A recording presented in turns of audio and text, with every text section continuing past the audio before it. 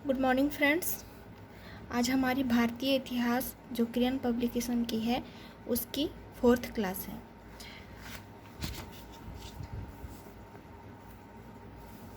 हम लोगों ने वेदांग तक कंप्लीट कर लिया था। अब हम लोग आगे सूत्र से पढ़ेंगे।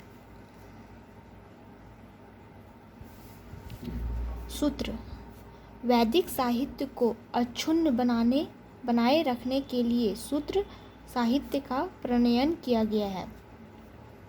ऐसे सूत्र जिनमें विधि और नियमों का प्रतिपादन किया जाता है कल्प सूत्र कहलाते हैं। ऐसे सूत्र जिसमें विधि और नियम दिए गए हैं उसे कल्प सूत्र कहते हैं।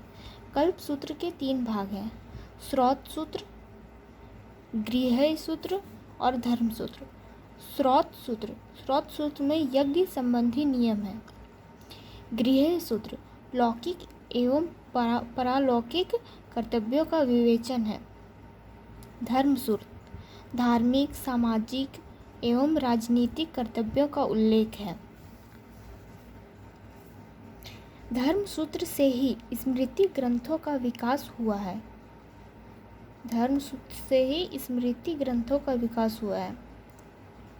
प्रमुख स्मृति ग्रंथ मनुस्मृति, याज्ञवल्क्य स्मृति, पराशर स्मृति, नारद स्मृति, बृहस्पति स्मृति, कात्यायन स्मृति, गौतम स्मृति आदि हैं।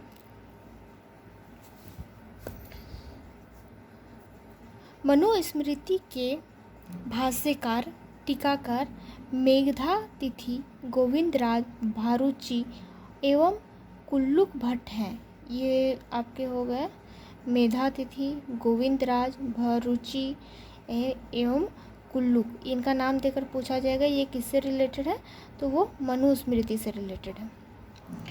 याज्ञवल्क्य स्मृति के टीकाकार मतलब टिप्पणी करने वाले, उसमें कमेंट्री करने वाले विश्वरूप, विज्ञानेश्वर जिनको मिथाक्षरा भी बोला जाता है एवं अपरार्क आदि हैं। प्रमुख उपवेद आयुर्वेद, धनुर्वेद, गंधर्ववेद एवं शिल्पवेद है। मनुस्मृति सबसे प्राचीन तथा प्रामाणिक मानी जाती है। याज्ञवल्क्य स्मृति एक महत्वपूर्ण ग्रंथ भी है। व्याकरण ग्रंथों में सबसे महत्वपूर्ण पाणिनि कृत अष्टाध्यायी है जो 400 ईस्वी के पूर्व लगभग लिखा गया। सूत्र साहित्य में 8 प्रकार के विवाहों का उल्लेख मिलता है। यास्क ने निरुक्त ईस्वी पूर्व 5वीं सदी की रचना की। इसमें वैदिक शब्दों की व्युत्पत्ति का विवेचन है। महाकाव्य वैदिक साहित्य में भारतीय साहित्य में रामायण, महाभारत नामक 2 महाकाव्य का जिक्र आता है।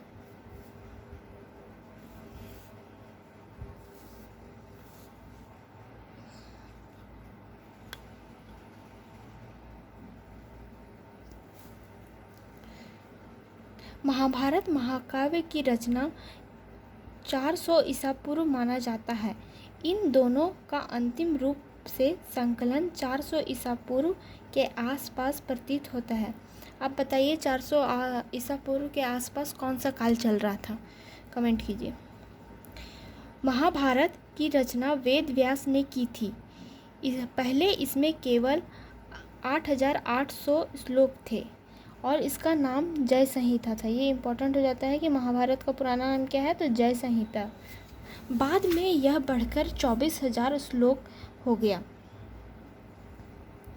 और भारत नाम से प्रसिद्ध हुआ। जय संहिता के बाद इसका नाम भारत हुआ क्योंकि इसमें प्राचीनतम वैदिक जन भरत के वंशजों की कथा है।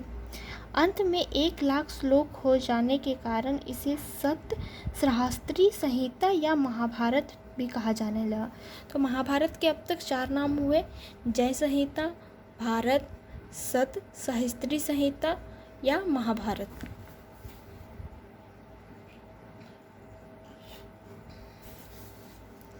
इसकी मूल कथा जो कौरवों और पांडवों के युद्ध की है उत्तर वैदिक काल की हो सकती है।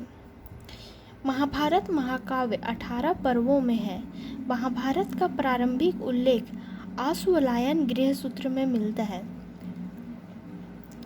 या अगर पूछा जाएगा मतलब कि महाभारत किस सूत्र से रिलेटेड है, तो वह गृह सूत्र से रिलेटेड है।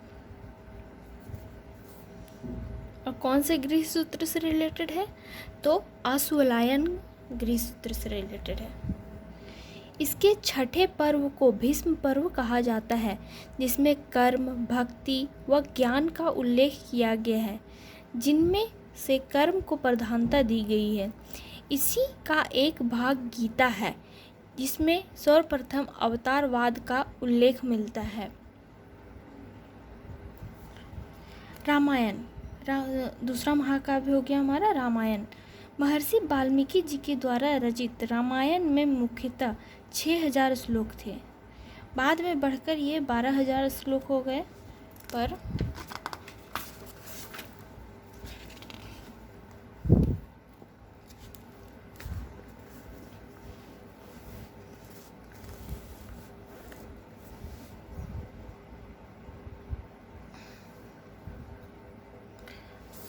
अंततः इनमें 24000 श्लोक हो गए।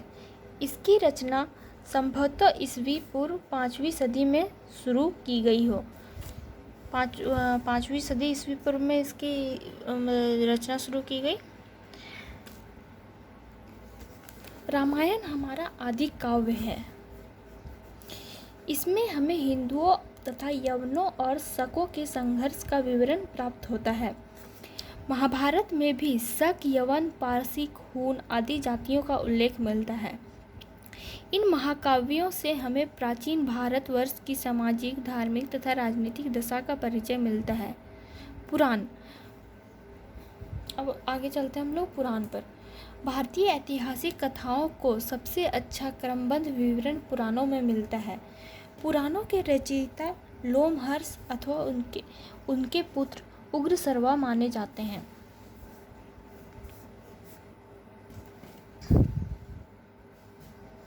पुराणों की संख्या 18 है। अधिकांश पुराणों की रचना 3री तथा 4थी शताब्दी में हुई है।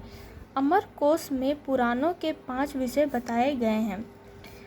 मार्कंडेय, ब्रह्मांड, वायु, विष्णु, भागवत, मत्स्य संभवतः प्राचीन पुराण हैं। शेष बाद में रचनाएं हैं। मत्स्य, वायु और विष्णु पुराण में प्राचीन राजवंश का विवरण है।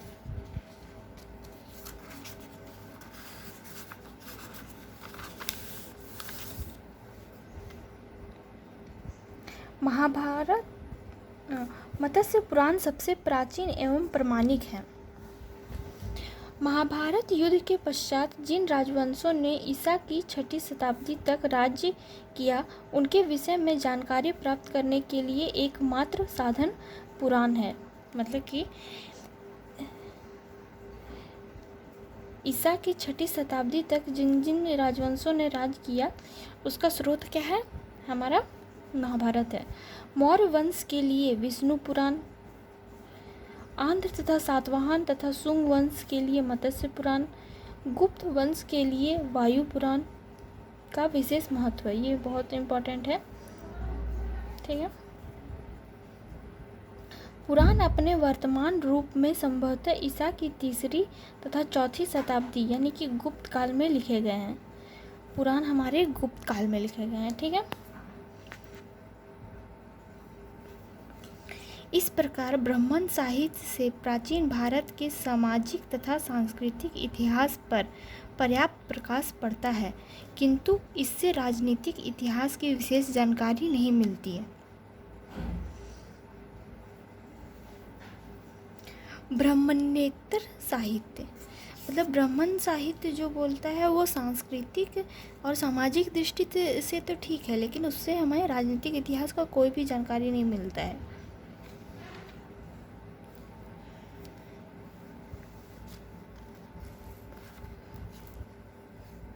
अब हम लोग आगे आते हैं ब्राह्मणेतर साहित्य में। ब्राह्मणेतर साहित्य के कहने का मतलब है हमारा बौद्ध और जैन साहित्य। बौद्ध साहित्य भारतीय इतिहास के साधन के रूप में बौद्ध साहित्य का विशेष महत्व है। सबसे प्राचीन बौद्ध ग्रंथ त्रिपिटक है। त्रिपिटक पूछा जाएगा किससे रिलेटेड है, तो ये बौद्ध साहित्य से रिलेटेड है। इनके नाम है सुत्त पिटक, विनय पिटक और अभिधम पिटक। सुत्त पिटक बुद्ध के धार्मिक विचारों और वचनों का संग्रह है। ठीक है, मतलब कि बुद्धा की जितने भी टीचिंग्स हैं वो सुत्त पिटक में कलेक्ट की गई हैं। इसे बौद्ध धर्म का इंसाइक्लोपीडिया भी कहा जाता है, ये भी इम्पोर्टेंट है। विनय पिटक बौद्ध संघ के नियमों का उल्लेख है। सुत्त पिटक में बुद्ध के विचार हैं और उनके भी टीचिंग्स हैं। विनय पिटक में नियम है, बौद्ध संघ के लिए जो नियम बनाए गए हैं वो सब हैं। अभिधम पिटक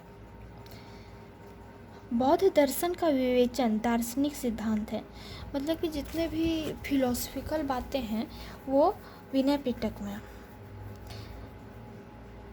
अभिधम पिटक में है फिलोसफिकल बातें। बुद्ध की शिक्षाओं को संकलित कर इन्हें 3 भागों में बांटा गया है।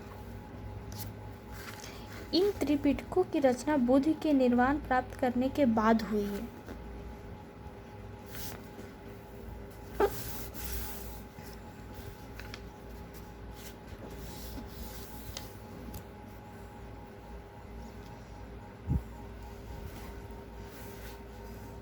जातकों में बुद्ध के पूर्व जन्म की काल्पनिक कथाएं हैं। ईसा पूर्व पहली शताब्दी में जातकों की रचना आरंभ हुई है, 1st सेंचुरी में। इसका स्पष्ट प्रमाण भरहुत और सांची के स्तूप की वेष्टनी पर उत्कीर्ण दृश्यों से स्पष्ट है। जातक गद्य एवं पद्य दोनों में लिखे गए हैं, जिनमें पद्यांश अधिक प्राचीन है और जातकों की संख्या 550 है। आपसे अगर पूछा जाए कि जातक किससे रिलेटेड है, हिंदुइज्म, जैनिज्म, बुद्धिज्म या फिर क्रिश्चियनिटी, तो जातक हमारे बुद्धिज्म से रिलेटेड है। निकायों में बौद्ध धर्म के सिद्धांत तथा कहानियों का संग्रह है। ठीक है, जातक में क्या है, काल्पनिक कथाएं हैं। निकायों में बौद्ध धर्म के सिद्धांत और कहानियाँ हैं। प्राचीन बौद्ध ग्रंथ पाली भाषा में है। पाली भाषा में लिखे गए बौद्ध ग्रंथों को 2वीं या प्रथम सदी ईसा पूर्व माना जाता है। बुद्ध घोष द्वारा विचरित ग्रंथ विशुद्ध मग बौद्ध धर्म के हीनयान शाखा से संबंधित है। इसे बौद्ध सिद्धांतों पर अत्यंत प्रामाणिक दार्शनिक ग्रंथ माना जाता है। बौद्धों के धार्मिकेतर साहित्य में सबसे महत्वपूर्ण और रोचक है गौतम बुद्ध के पूर्व जन्म की कथाएं। मतलब कि सबसे महत्वपूर्ण और रोचक कथा कौन सी है, तो गौतम बुद्ध के पूर्व जन्म की कथाएं, जिन्हें जातक कहा जाता है, जातक स्टोरी। ये जातक ईसा पूर्व 5वीं सदी से 2री सदी तक सामाजिक और आर्थिक स्थिति पर बहुमूल्य प्रकाश डालते हैं। बौद्ध ग्रंथ को श्रीलंका में ईसा पूर्व 2वीं शताब्दी में संकलित किया गया। ये इम्पोर्टेंट हो जाता है कि बौद्ध ग्रंथ को कहाँ पर संकलित किया गया, तो श्रीलंका में किया गया और 2nd सेंचुरी BC में किया गया। दीपांश एवं महावंश की रचना क्रमशः 4वीं एवं 5वीं शताब्दी में हुई है। ठीक है, 4वीं तथा 5वीं शताब्दी में। इन पाली ग्रंथों में मौर्यकालीन इतिहास के विषय में सूचना मिलती है। पाली भाषा का एक अन्य महत्वपूर्ण ग्रंथ नागसेन द्वारा रचित मिलिंद पान्हो मिलित प्रश्न है। इसमें यूनानी राजा मिनांडर और बौद्ध भिक्षु नागसेन के दार्शनिक वार्तालाप है। ये इम्पोर्टेंट है कि मिनांडर याद रखिएगा और नागसेन याद रखिएगा। मिलिंद पान्हो किसके बीच जो है बातचीत है, तो वो इन दोनों के बीच है। दिव्यावदान में अनेक राजाओं की कथाएं हैं। आर्य मंजूश्री मूल कल्प में बौद्ध दृष्टिकोण से गुप्त सम्राटों का वर्णन मिलता है। अंगुत्तर निकाय में 16 महाजनपदों का वर्णन मिलता है। ये सभी इम्पोर्टेंट है। संस्कृत में लिखे गए बौद्ध ग्रंथों में महावस्तु और ललित विस्तार का विशेष स्थान है। मतलब कि ये सब तो पाली में लिखे गए हैं, लेकिन संस्कृत में पूछा जाएगा कौन सा बौद्ध ग्रंथ लिखा गया है, तो महावस्तु और ललित विस्तार। इसमें महात्मा बुद्ध की जीवन वृत्त चित्रण है। संस्कृत भाषा में लिखे गए बौद्ध ग्रंथों में अश्वघोष की रचनाएं, अश्वघोष की रचनाएं हैं, जिसमें बुद्धचरित, सौंदरानंद, सरीपुत्र प्रकरण आदि महत्वपूर्ण है। तो संस्कृत में कौन कौन से हो गए? महावस्तु, ललित विस्तार, बुद्धचरित, सौंदरानंद, सरीपुत्र प्रकरण आदि।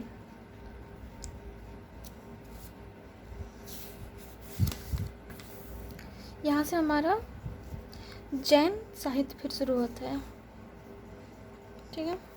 जैन साहित्य को आगम सिद्धांत कहा जाता है। त्रिपिटक किससे रिलेटेड है? तो वो बौद्ध साहित्य से रिलेटेड है। और पूछा जाएगा आगम का सिद्धांत किससे रिलेटेड है? तो जैन साहित्य से रिलेटेड है।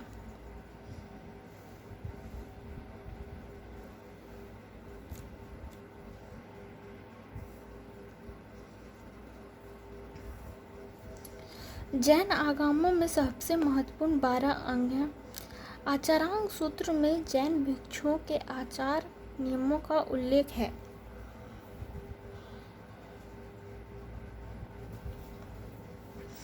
भगवती सूत्र में महावीर के जीवन पर कुछ प्रकाश पड़ता है। न्यायधर्म कहा में महावीर की शिक्षाओं का संग्रह है। 12 अंगों में प्रत्येक का उपांग भी है। अंग है फिर उपांग है। इन पर अनेक भाष्य लिखे गए हैं जो निरुक्ति, चूर्णी, टीका कहलाते हैं। अंग के उपांग है, उपांग पर टीके लिखे गए हैं जिनको भाष्य कहता है।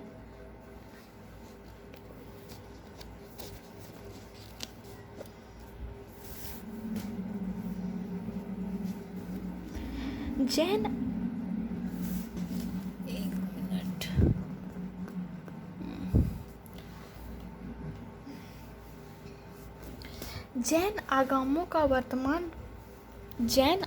का वर्तमान रूप एक सभा में निश्चित किया गया था जो 513 से 526 यानी 6ठी शताब्दी के बल्भी में हुई थी। भगवती सूत्र में 16 महाजनपदों का उल्लेख मिलता है।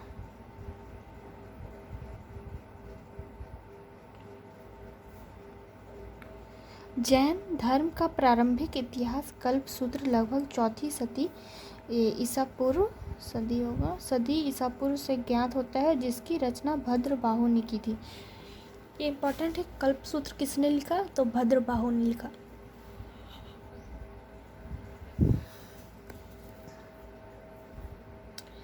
जैन ग्रंथों की रचना प्राकृत भाषा में हुई थी। जैन ग्रंथों में परिशिष्ट पर्व, भद्रबाहु रचित आवश्यक सूत्र, आचारांग सूत्र, भगवती सूत्र, कलिका पुराण आदि विशेष रूप से उल्लेखनीय हैं। इनमें अनेक ऐतिहासिक घटनाओं की सूचना मिलती है। जैन ग्रंथों में सबसे महत्वपूर्ण हेमचंद्र कृत परिशिष्ट पर्व है। इसकी रचना 12वीं शताब्दी में हुई। परिशिष्ट पर्व और भद्रबाहु चरित्र से चंद्रगुप्त मौर्य के जीवन की प्रारंभिक और उत्तरकालीन घटनाओं की सूचना मिलती है। पूर्व मध्यकाल में अनेक जैन कथा, कोशों और पुराणों की रचना हुई, जिनमें महत्वपूर्ण है हरिभद्र सूरि का सम्रादित्य कथा, मूर्खायन और कथाकोश, उद्योतन सूरि का कुलयमाला, जिनसेन का आदि पुराण और गुणभद्र का उत्तर पुराण आदि। इनमें तत्कालीन जैन समाज की सामाजिक धार्मिक दशा पर प्रकाश पड़ता है। यहाँ तक हमारा जैन साहित्य कंप्लीट हो गया।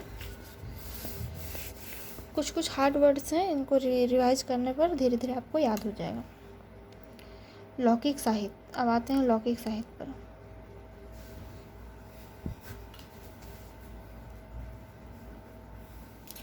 लौकिक साहित्य पर आने के पहले हम कुछ स्मरणीय तथ्य देख लेते हैं।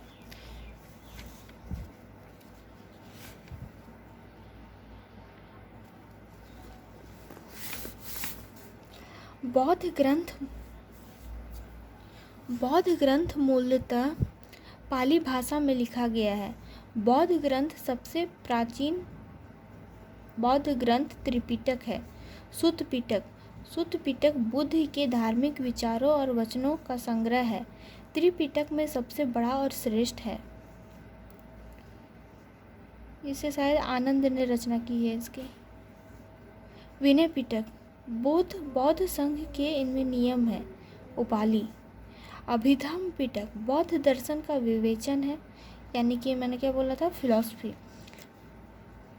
तो बुद्धिस्ट फिलॉसफी है इसमें से। मोगाली पुत्तिस्सा ने किया था। अच्छा, ये शायद जिस मतलब कि सभा में गठित किए गए थे उनके जो अध्यक्ष थे उनका नाम है।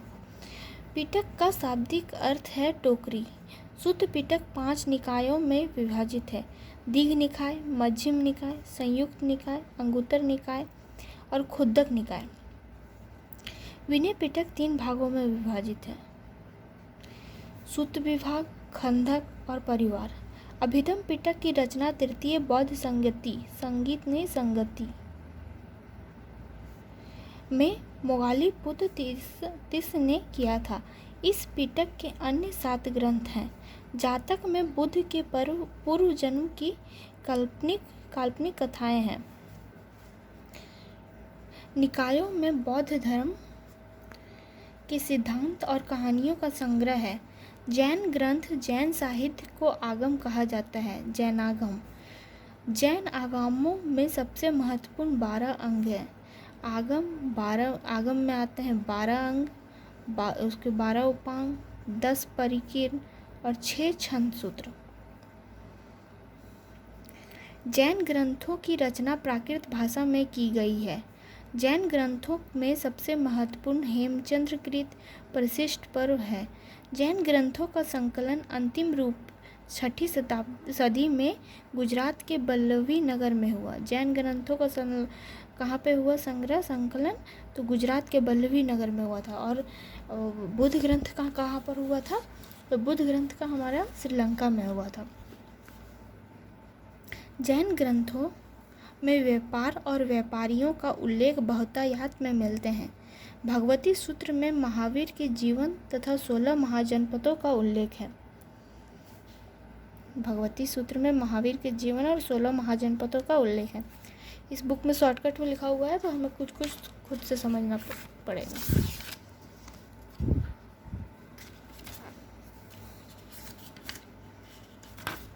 चलिए लौकिक साहित्य कर लेते हैं, उसके बाद विदेशियों का वर्णन नेक्स्ट क्लास में करेंगे।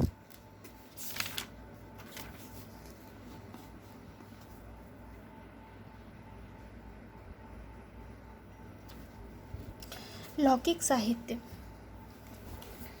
लौकिक साहित्य के अंतर्गत ऐतिहासिक एवं अर्ध ऐतिहासिक ग्रंथों तथा जीवनियों का विशेष रूप से उल्लेख किया जा सकता है।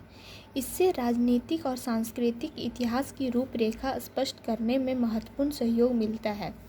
ऐतिहासिक रचनाओं में सर्वप्रथम अर्थशास्त्र का उल्लेख किया जा सकता है। अर्थशास्त्र इसे संभवतः भारत का पहला राजनीतिक ग्रंथ माना जाता है। इसकी रचना चंद्रगुप्त मौर्य के प्रधानमंत्री सुप्रसिद्ध राजनीतिक कौटिल्य ने चाणक्य और विष्णुगुप्त के नाम से भी जाना जाता है ने की थी।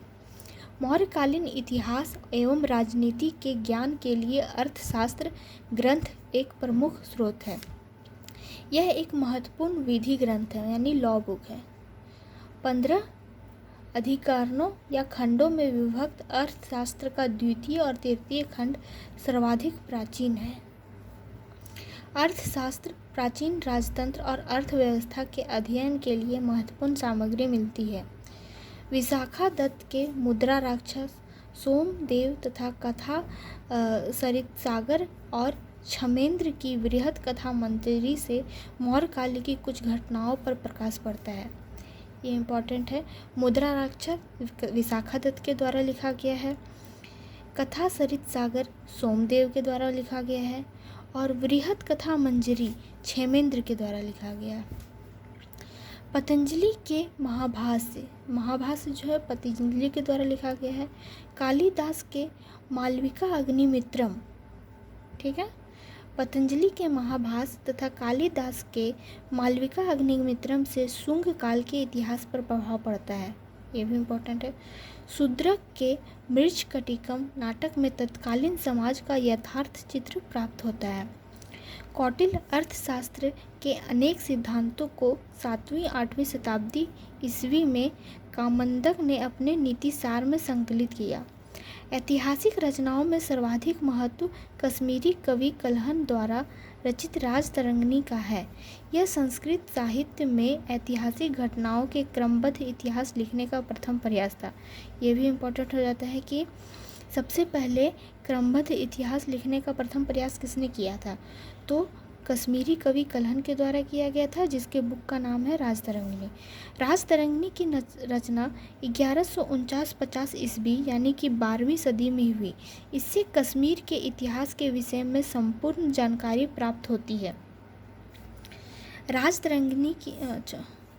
राजतरंगिणी में 1150 के बाद का विवरण क्रमशः जोन राज व श्रीवर द्वारा दिया गया है। सोमेश्वर कृत रसमाला तथा कीर्ति कौमुदी, मेरु तुंग कृत प्रबंध चिंतामणि, राजशेखर कृत प्रबंध कोश आदि ग्रंथों से हमें गुजरात के चालुक्य वंश का इतिहास तथा उसके समय की संस्कृति का अच्छा ज्ञान प्राप्त होता है। प्रबंध चिंतामणि अर्थशास्त्र का टीका है। ये इम्पोर्टेंट क्वेश्चन है कि 4-5 ऑप्शन दे देगा, उसमें से पूछेगा अर्थशास्त्र पर कमेंट्री कौन सा है, तो प्रबंध चिंतामणि। गार्गी संहिता एक ज्योतिष ग्रंथ है। इसमें भारत पर होने वाले यवन आक्रमण का उल्लेख मिलता है।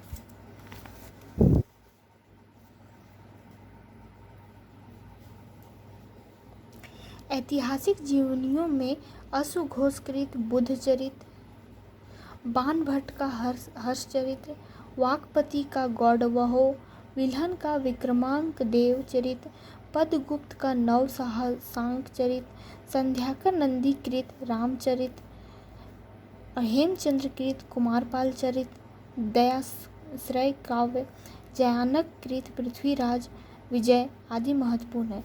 ये इम्पॉर्टेंट है, इसको याद कर लीजिए, जैसा है वैसे ही एग्जैक्ट याद कर लीजिए, क्योंकि ये लोग जो मैच करने वाले रहते हैं ना, उसमें आते हैं उस क्वेश्चन में। दक्षिण भारत का प्रारंभिक इतिहास संगम साहित्य से ज्ञात होता है। सुदूर दक्षिण के पल्लव और चोल शासकों का इतिहास नंदी कल्बक्कम, कलिगतुपर्णी और चोल चरित से प्राप्त होता है। 13वीं शताब्दी के आरंभ में अरब लोगों ने अरबी में सिंध का इतिहास लिखा, जिसका फारसी अनुवाद चचनामा नामक पुस्तक में उपलब्ध है। मूल ग्रंथ का लेखक मोहम्मद अली बिन अबू बकर कूफी था। मतलब चचनामा किसके द्वारा लिखा गया, तो मोहम्मद अली बिन अबू बकर कूफी। आज यहीं तक रखते हैं हम, टाइम भी आधा घंटा हो चुका है। कल हम लोग देखेंगे विदेशियों का विवरण और ताम्रपाषाणिक काल। उसके बाद ये चैप्टर ताम्रपाषाण और आयरन एज इंडिया में, उसके बाद ये ख़त्म हो जाएगा हमारा ये चैप्टर प्राचीन भारतीय इतिहास। उसके बाद सिंधु सभ्यता पर हम लोग जाएंगे, तो एक और क्लास में ये चैप्टर ख़त्म हो जाएगा प्राचीन भारतीय। ठीक है, चलिए फ्रेंड्स, तो कल मिलते हैं इसी टाइम, या फिर जब भी मैं वीडियो बना सकूं तो मैं बना दूंगी और अपलोड कर दूंगी। उसके बाद आप लोग देख लीजिएगा, और आगे भी वीडियो मिलता रहे इसके लिए आप लोग लाइक सब्सक्राइब कर दें तो अच्छा रहेगा। चलिए, थैंक यू।